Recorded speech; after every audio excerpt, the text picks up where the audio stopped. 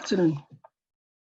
At today's edition of Sunday Tonic for today, Sunday, the 14th of June, we shall continue from where we stopped last Sunday, the 7th of June, 2020.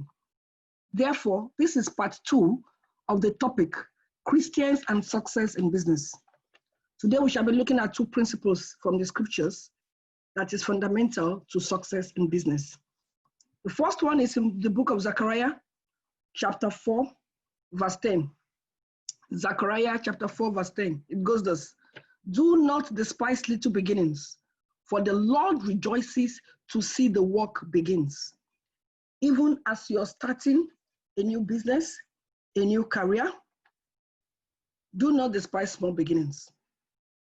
Actually, you and I and every human being and even great men and women in this world started as microscopic fertilized egg. That was how we started, from microscopic, something that cannot be seen with naked eye. But we grew into becoming great men that we are today. There are some benefits you will only ever learn in the beginning of that business, not at the end. Therefore, you don't despise small beginning, because what you learn on the way are the things which will sustain you when you get up there. They are the things that will sustain you when you get up there at the peak of the business. It's absolute a piece of wisdom that Jesus gave them in that parable, Matthew chapter 13, verse 31 to 32. He told them another parable. The kingdom of heaven is likened to a mustard seed, which a man took and planted in his field.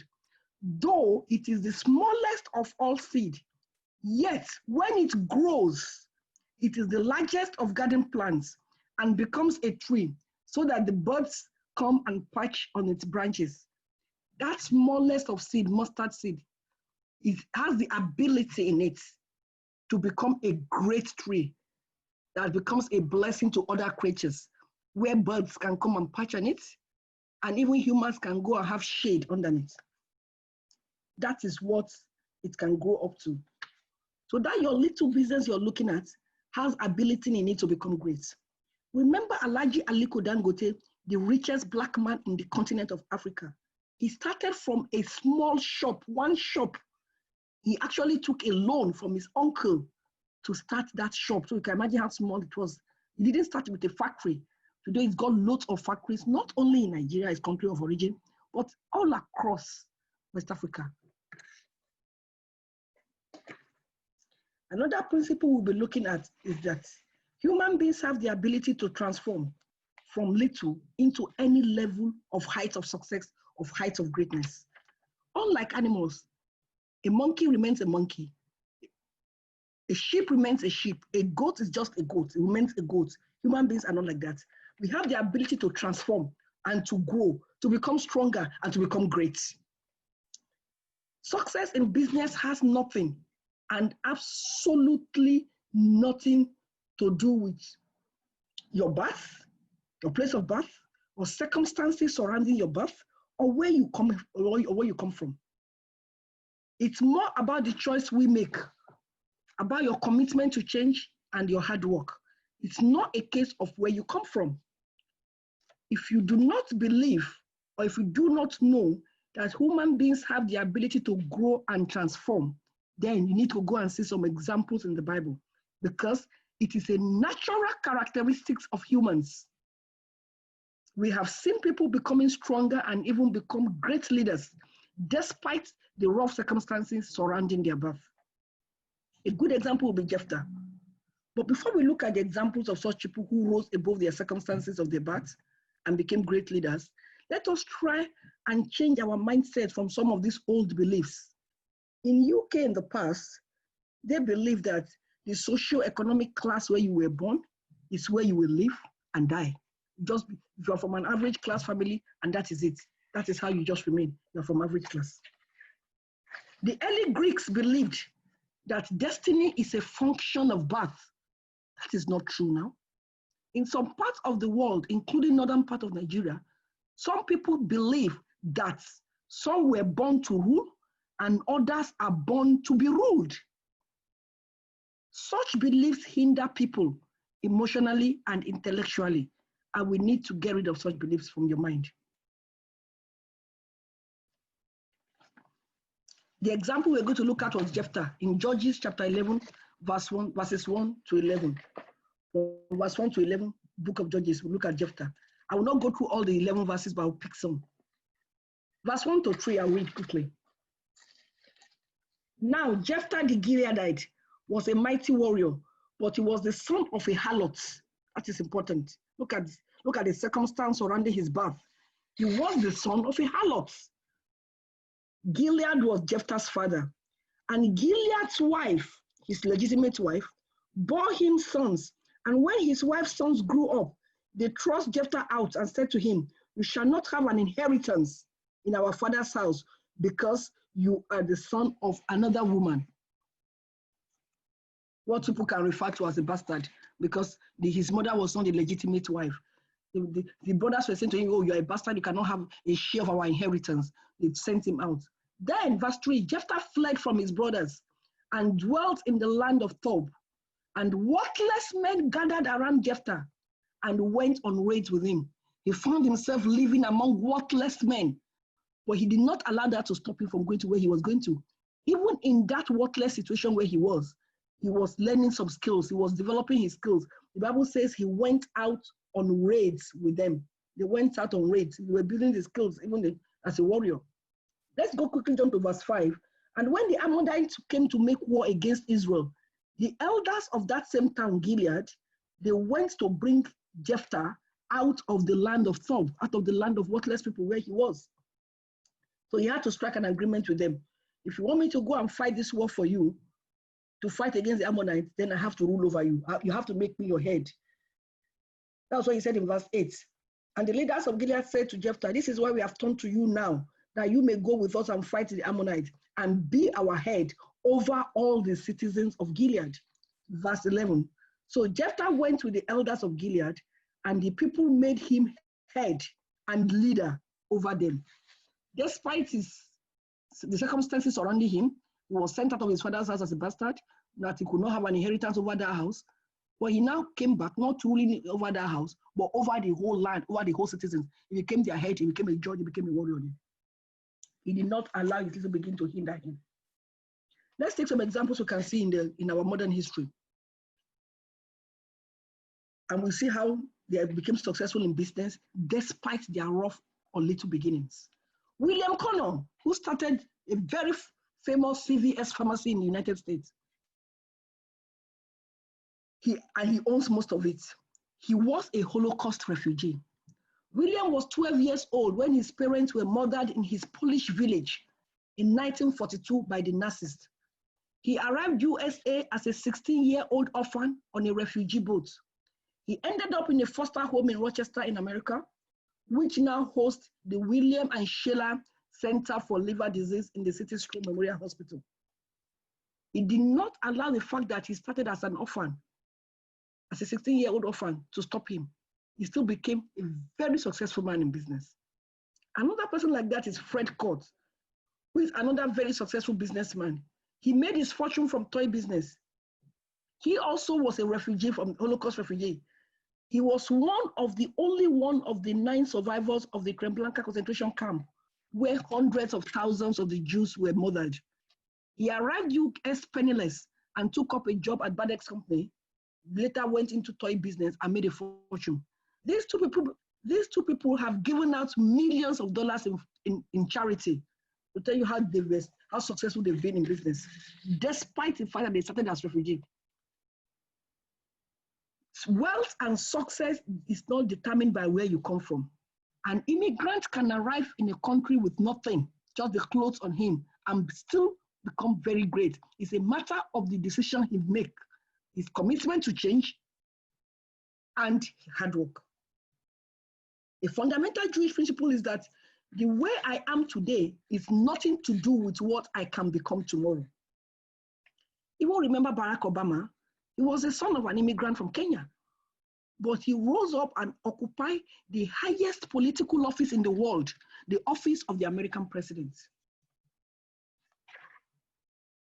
Do not let circumstances around your path stop you. There are so many examples in the Bible. Even Jabez had a very rough beginning. The mother named him Sorrow because she gave birth to him out of sorrow. And his dad died while she was carrying his pregnancy. and it was nothing good was recorded about him. But he made a decision to change. He prayed some prayers and he changed his life and he became a very honorable man. It's about your decisions. Moses, we didn't hear that he was anything great before he was not anything more than a shepherd. He was tendering the flock of his dad, of his father-in-law, the dad of his wife, on that Mount Sinai, on the Mount Horeb on that day, in Exodus chapter 3, verse 3. He was just tendering the flock. When he saw a bush that was burning, and he saw a fire, and that bush was not consumed, although there was fire. So he made a decision. He turned around to see for himself, why was there fire here? And yet this bush, Exodus chapter 3, verse 3. He saw, and Moses said, I will now turn aside and see this great sight. Why is this bush not burned? Despite the fact that there was fire out of the midst of the bush. It was his own decision to turn and have a look. And verse 4 says, and when the Lord saw that he turned aside to see, God called him out of the midst of the bush and said, Moses, Moses. And he said, here I am. There was nothing recorded about him great other than the fact that Moses kept the flock of Jethro, his father-in-law, the priest of Midian, on that Mount Horeb or Sinai. Those are the names of the mountain on that day. But he turned aside, and when God gave him the assignment that I want you to go and I've heard the cry of the Israelites, and I want you to go and lead them out of the land of Egypt. He said in Exodus chapter 4, verse 10, he quickly said it's handicap, that, I'm not eloquent. Moses said to the Lord, I am not eloquent. Neither, I have an awkward tongue. I'm slow of speech. That was a genuine handicap that can stop him from manifesting his call, isn't it? But God told him immediately that I am the Lord that makes speech. I'm the one that can control sight and all those things. God told him, God knew it was a genuine excuse from the man. And Lord just said to him, I am the Lord that makes man's mouth. I'm the one that makes dumb. I'm the one that makes deaf. I am the Lord. Now therefore go, and I will be with your mouth, and I will teach you what you will say. And later we learned that he got the commandments and he taught the Israelites the law. The whole of Deuteronomy that we have seen, the text in Deuteronomy, he spoke them. He taught them, he spoke about all those laws. A whole month of non-stop talking. He talked about it, and we never had it recorded anywhere that he still had that impediment of speech. You see, that thing that you see as a handicap, if you can obey and take a step, obey if your God is leading you to start a business, and you take a step, despite that your handicap, God is able to remove that handicap and you still become successful in the business. Do not despise the little beginning. Start, and with prayer, there's something your God cannot do. We'll be ending here today. We'll be ending here today with the 2 principles of success in the Bible. That is, do not despise the little beginning. And remember, human has the ability to transform into any level of heights of success. It's just a matter of choice, commitment to change, and hard work. It's nothing to do with your circumstances of birth or where you come from. Do not allow your past or your circumstances to hinder you. Can we take this one prayer point? Father Lord, enable that little seed in me, that little seed I want to start this business with, to grow, manifest into a great seed. Do not allow circumstances around me or the thought and some beliefs that some people are born to be rude to stop me, to hinder me from fulfilling my success in business. Thank you, Lord, because you answer prayers. For in Jesus' mighty name we have prayed. Amen. I'm Dr. Ronke Adegbulugbe from Christ Apostolic Church WOSEM, back in London. See you next week. Bye. By the grace of God.